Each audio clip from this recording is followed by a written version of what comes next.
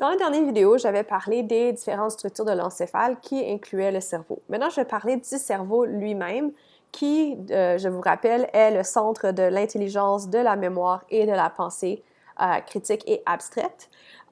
Et ce cerveau-là, c'est donc la partie qui nous donne notre personnalité et notre capacité de raisonner et d'apprendre des nouvelles choses.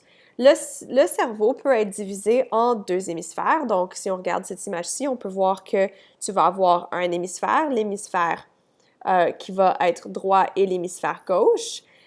Ces deux hémisphères sont divisés par le corps calleux, qui est la structure interne, qu'on peut voir aussi sur cette image-là, qui connecte les deux parties des deux hémisphères du cerveau. Si on regarde aussi le cerveau, on peut voir que au niveau du type de neurones qui le composent, donc myélinisé et démyélinisé, on sait que le cerveau va avoir une couche externe qui est faite de matière grise. Et c'est dans cette couche externe, à différentes régions de ta structure externe de ton cerveau, que tu vas avoir des centres spécialisés dans différentes fonctions que l'on appelle des lobes. Donc, c'est dans le cortex cérébral qu'on va avoir les différents lobes qui vont être importants dans l'intégration d'informations qui sensorielles qui viennent de l'extérieur pour les interpréter au niveau du langage, de la mémoire et de la pensée consciente de façon très complexe. Et tu as besoin de tous ces lobes-là pour intégrer toutes les informations que tu peux avoir et auxquelles tu devrais être capable de répondre.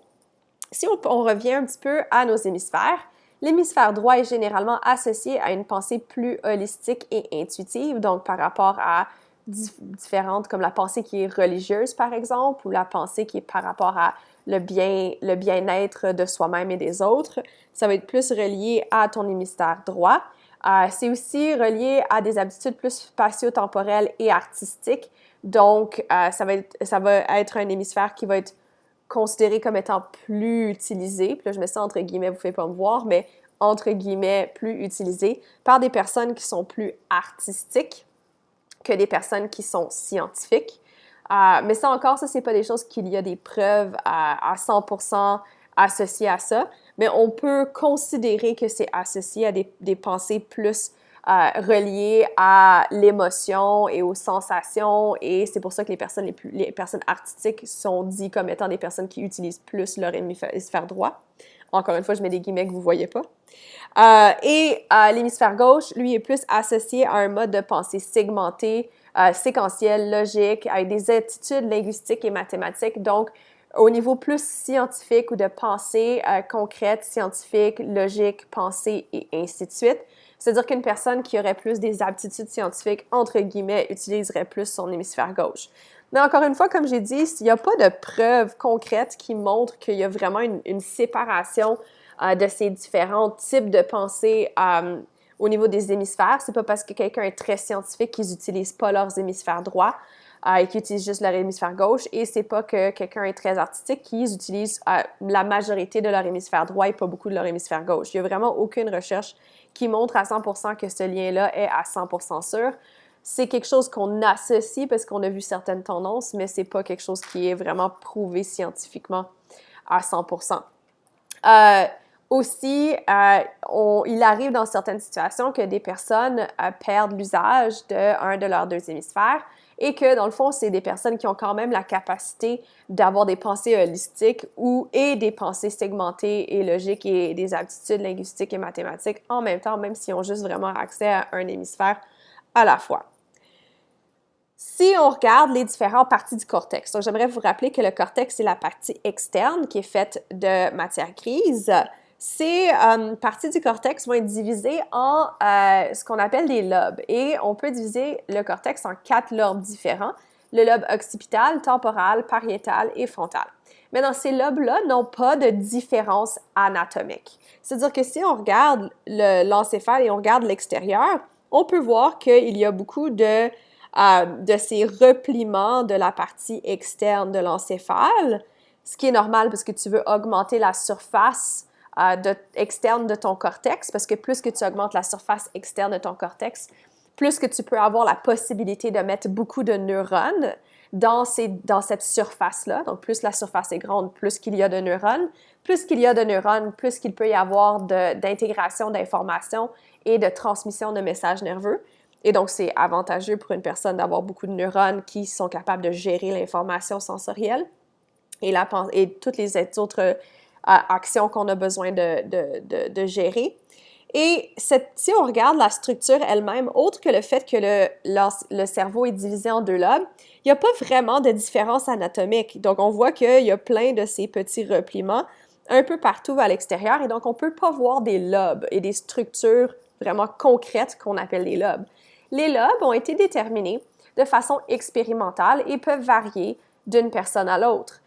Comment est-ce qu'ils déterminent ça? Ils mettent quelqu'un dans avant, c'était fait un petit peu archaïque. Il étudiait des gens qui avaient des dommages à différents lobes ou à différentes régions de la partie du cortex, et il faisait le lien entre ce que la personne avait la capacité de faire ou pas de faire, dépendant de où se trouvaient les différents dommages.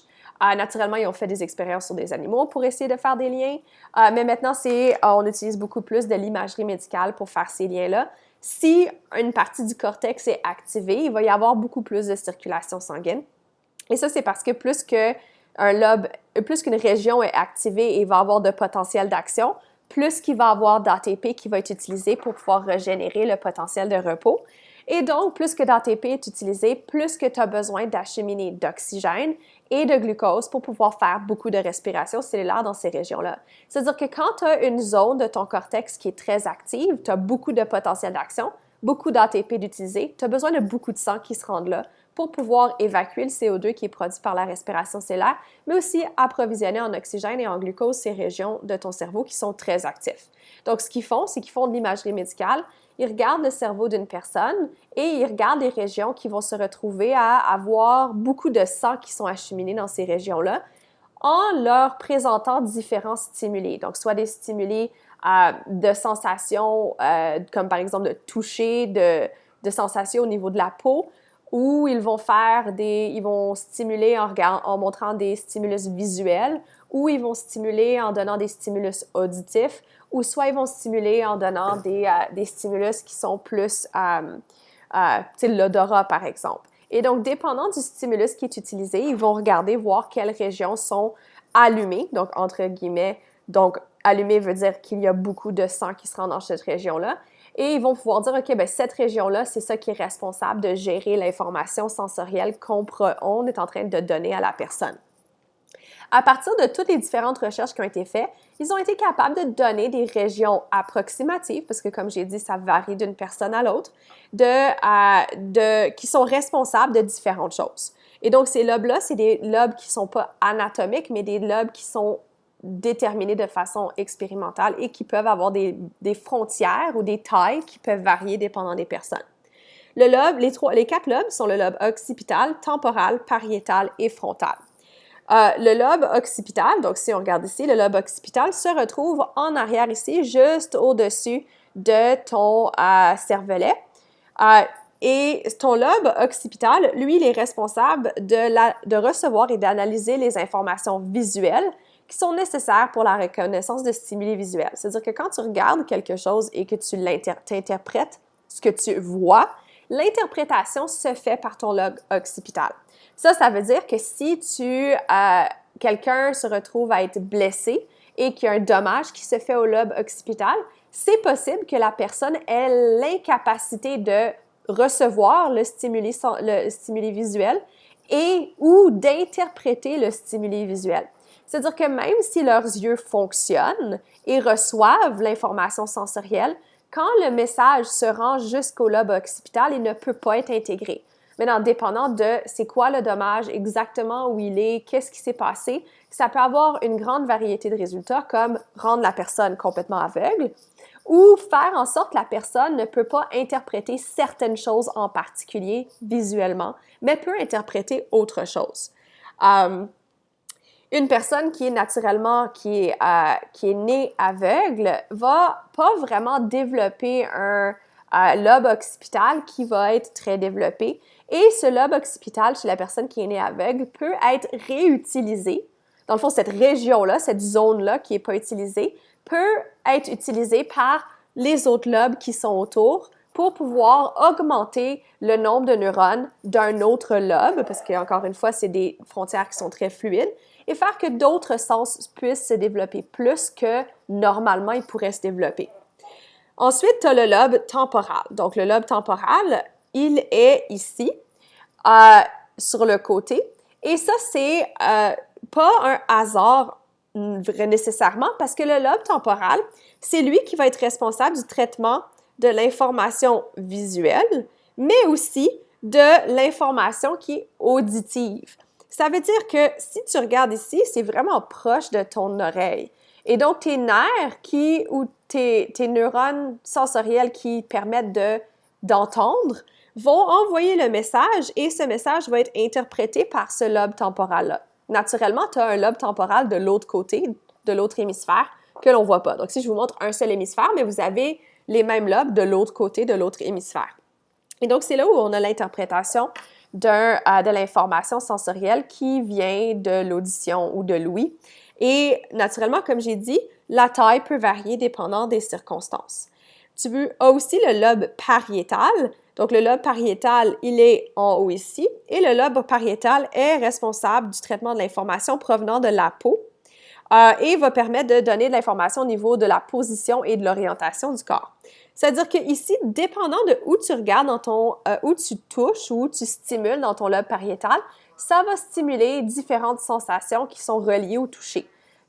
Et donc, on va avoir différents sens, différentes régions du corps qui vont être associées à différentes régions du lobe pariétal. Le dernier lobe qu'on va voir, c'est le lobe frontal qui est ici. Et c'est le lobe qui, lui, va intégrer l'information qui provient des autres parties de l'encéphale, qui va réagir à cette information et s'occuper de la pensée critique, la mémoire, le raisonnement et la personnalité. C'est-à-dire que des dommages au lobe frontal peuvent avoir des très grandes conséquences.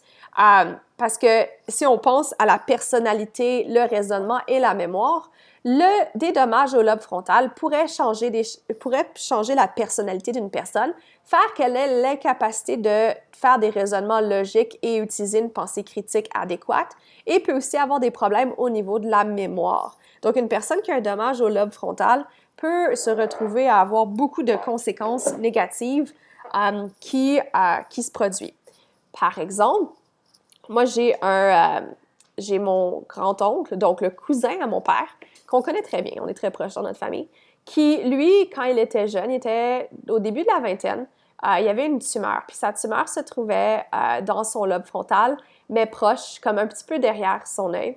Et ils ont dû faire une opération pour sortir la tumeur. Et malheureusement, en faisant ça, ils ont enlevé une partie, ils ont enlevé du tissu autour de la tumeur. Et ça a créé des dommages. Un des séquelles, c'est qu'il est paralysé sur la moitié de son corps, la partie gauche de son corps. Et ça fait aussi qu'il a eu des petits changements au niveau de sa personnalité, de son raisonnement et de sa pensée critique. Moi, je ne le connaissais pas avant, mais déjà maintenant, sans connaître comment il était avant et connaissant qui il est maintenant, je peux voir qu'il y a des choses qui ne sont pas logiques et pas asynchrones avec la façon qu'il agit ou interagit avec les gens. Il a des manierismes, des façons de faire qui ne fonctionnent pas avec les normes sociales qu'on a en ce moment.